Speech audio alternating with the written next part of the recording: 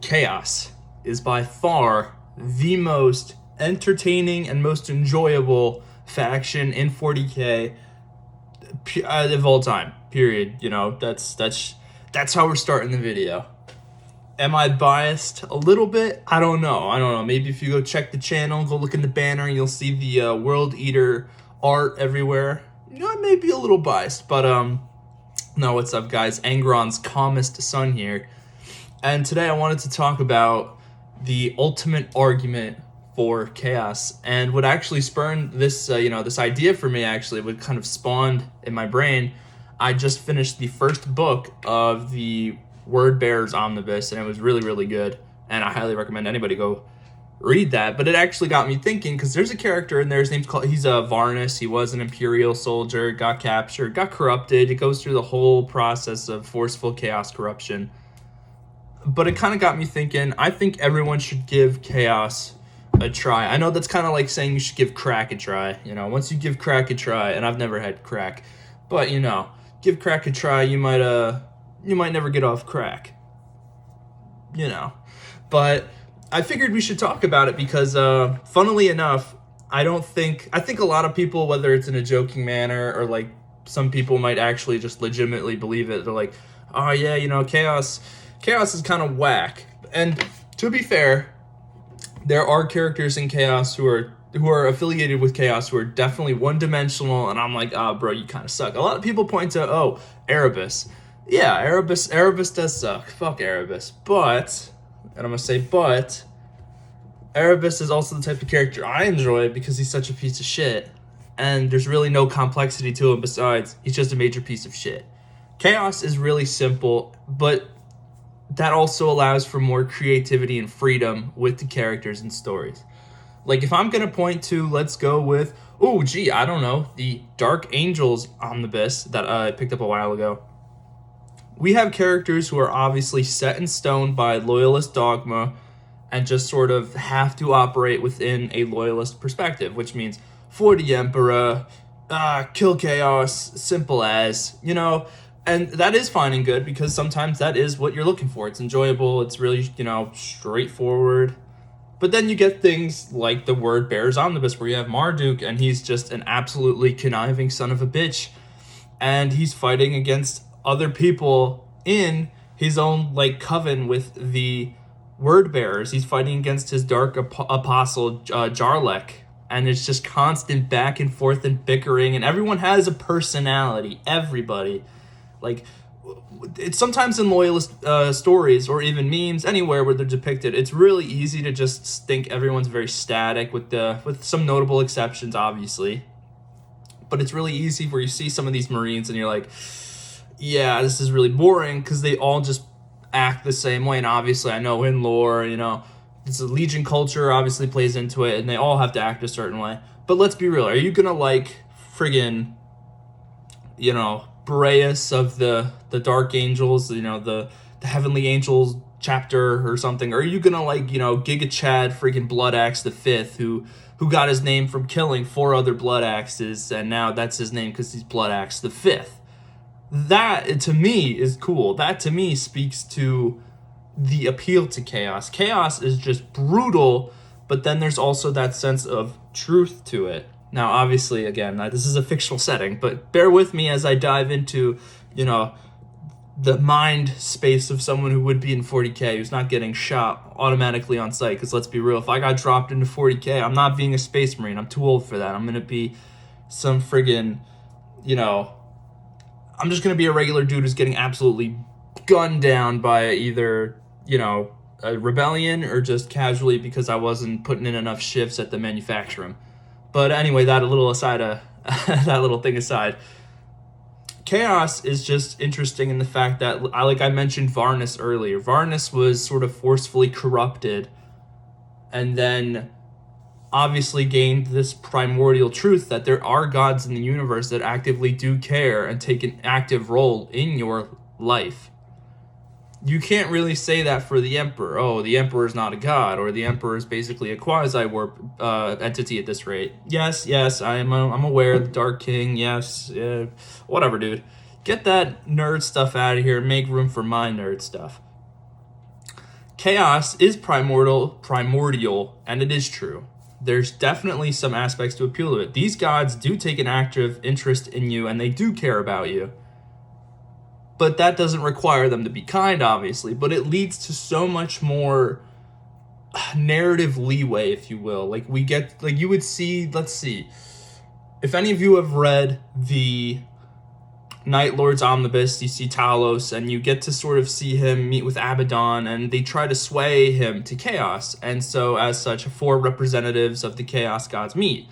So we see Slaanesh, and we see this alternate universe where, obviously, Talos is with Slaanesh, and then Tzeentch, and then Khorne, and then Nurgle obviously walks away because he's like, I have nothing to offer you, bro.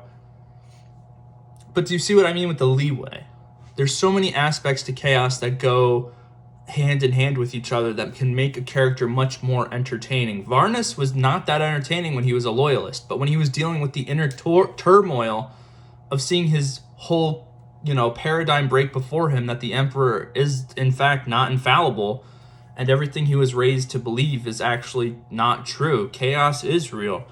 There are gods that actively influence you, and the Emperor did not save you from being converted into a chaos cultist, You killed someone in the name of chaos. You killed other loyalists in the name of chaos, and this detrimentally changed him forever as a character, and it introduced a new level of both, tragedy and even, suffering. And the suffering makes the characters much more interesting, in my opinion, which is what chaos is. Even if we're going to go by, let's say, the Fabius Bile trilogy, there are plenty of characters who do suffer whether they realize it or not.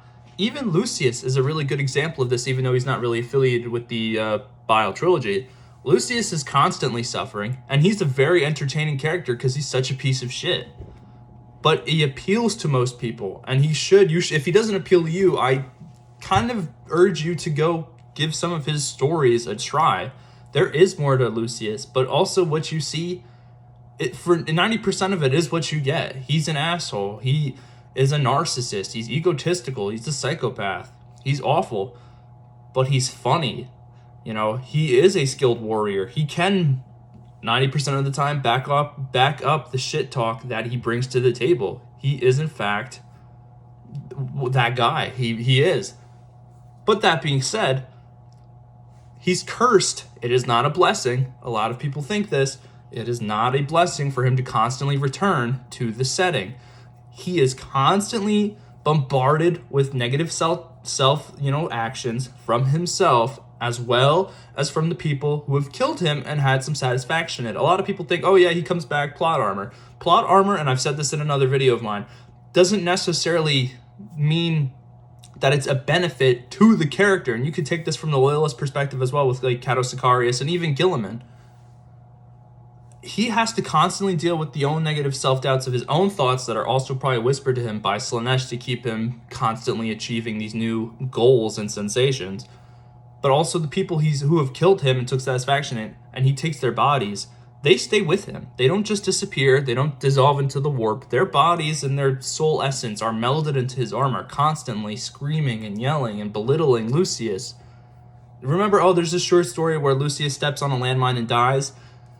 The guy who made the landmine took satisfaction in it.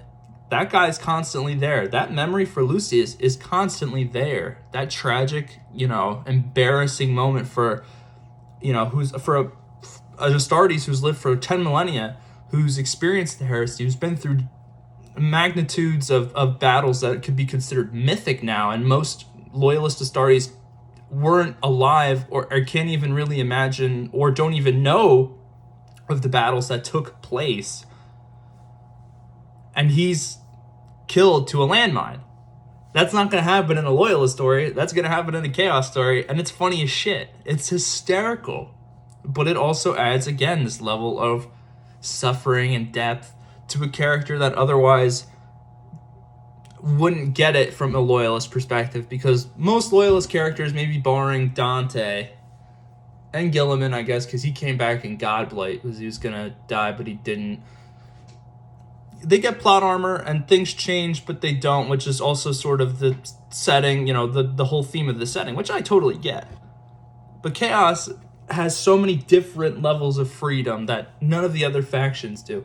Orcs operate in a very orky, linear manner, do stupid shit because it's not stupid. It's just how we operate because we've devolved so much as a weapon, as a primordial species that's been here since a long ass time. Boom. Necrons want flesh again, argue with each other, try to kill each other. Trizin steals shit. Orokin yells at Trizin. They all operate within the bounds of who they are. The Tyranids are a hive mind. Consume. And so on and so forth. Mechanicus, explore, research. Can't innovate because that's heretical. Unless you're a Belisarius Call. But you get what I'm saying? Like, sometimes this shit doesn't need to be complicated, I enjoy it, and I think you should try to give Chaos a try too if you haven't. Because it's just enjoyable. It's awesome, and it's fun, I'm not saying Loyalist stories aren't fun. But some of them definitely aren't. Some of them are definitely, I'm sorry, they're snooze fest. I don't like them, personally. I'm not gonna shit on you if you enjoy them. It's because some of them are really good. But some of them aren't, and the heresy and all that stuff, I'm not talking about any of that because that's a whole different, that 30k is basically a whole different setting than 40k at this rate. It's like a whole different universe. But just that being said, you should give Chaos a try. And if you're lost on where to try Chaos and you're thinking, oh man, there's so many books and I think everything sort of appeals to me, but I just don't want to try it because I've always been stuck in one thing and it's weird because what if I'm not going to like it? I'm going to have to return the book. Here's some books you will 90%, I'm so positive you'll enjoy. If not, then my skull be offered to Khorne. The Night Lord's Omnibus, Word Bearer's Omnibus, Lucius the Faultless Blade, and his whole thing. Renegades of the Long War was really, really good. I would highly, highly recommend it. The Fabius Bile trilogy, and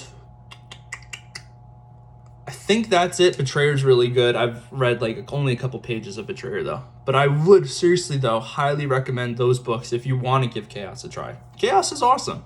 Chaos is fun. Obviously not in setting. You're suffering constantly, but you're gonna suffer in here at 40k, man. Whoever you're aligned with, unless you're an orc, you're gonna suffer. You might as well pick the side that's aesthetically pretty cool, with the spikes and the skulls and looks like a Man of War album. I don't know. Anyway, guys, this was the World Eaters, Angron's Kama's son, his argument as to why you should probably give Chaos a try. I think you should. It's awesome. It's fun. But that being said, if you watch the video all the way through, always appreciated. And usually I don't think I have anything else to say, but you got friends who are into 40k. Why don't you send them my way? Anyway, guys, thank you for watching, and I am out of here.